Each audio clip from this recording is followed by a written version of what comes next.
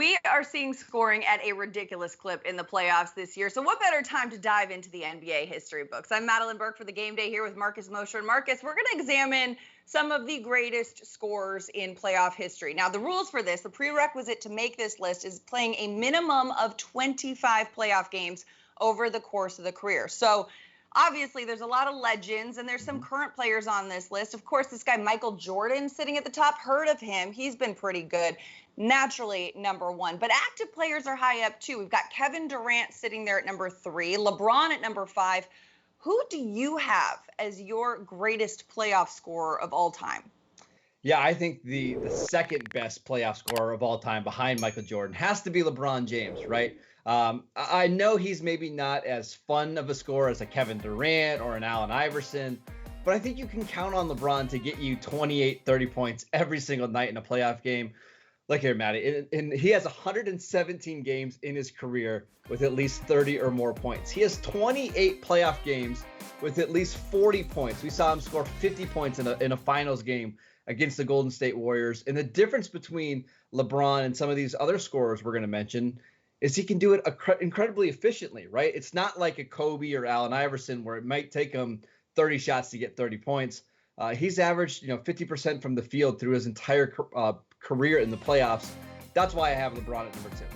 Yeah, he's efficient. And also with some of these rosters that he's been in the playoffs with, he had to shoulder the load, had to, be the bearer of the scoring in that situation. But also math, KD realistically could be number 2 on this list by the end of this year's playoffs. I know you're a big fan of KD and his style of play, but is it fair to mention him in the same breath as Michael Jordan? As a scorer, yeah, I think so. I think Kevin Durant is the best scoring forward we've ever seen in basketball. We've never seen a 7-footer that can get to a spot whenever he wants, can make a step back, can get to the rim. Yeah, I think Kevin Durant could actually be a little bit more aggressive on the offensive end than what we've seen even in these playoffs. So, yeah, I think it's fair to lump him in with Michael Jordan and LeBron James and Kobe as playoff scorers.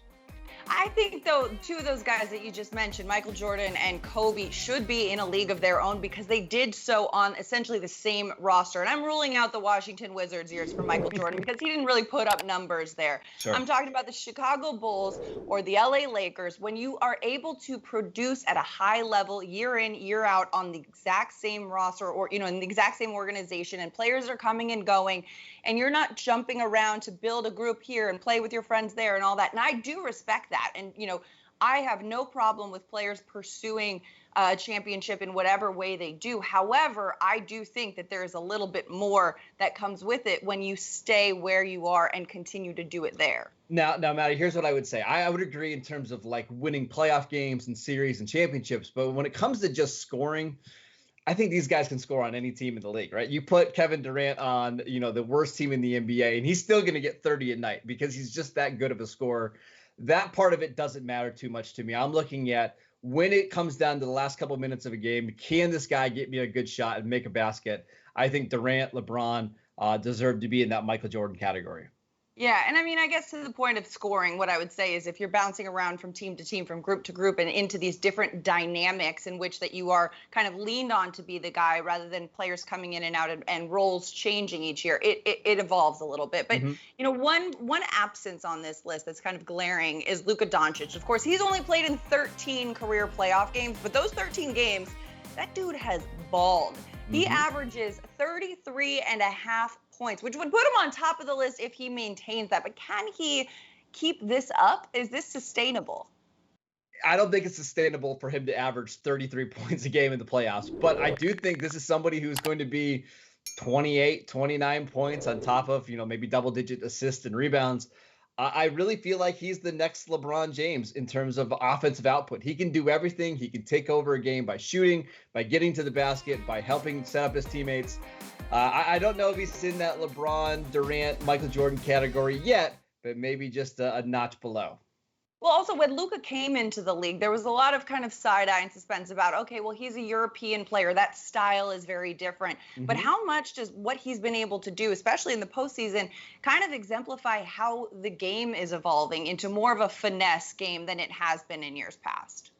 A little bit, but I just think Luka is so good everywhere, right? He can play this physical style of, hey, I'm going to get to the rim and be a bully about it. I can take a step back three if I need. I think his game can morph into whatever the Mavericks need, and I think that's why he's such a special player.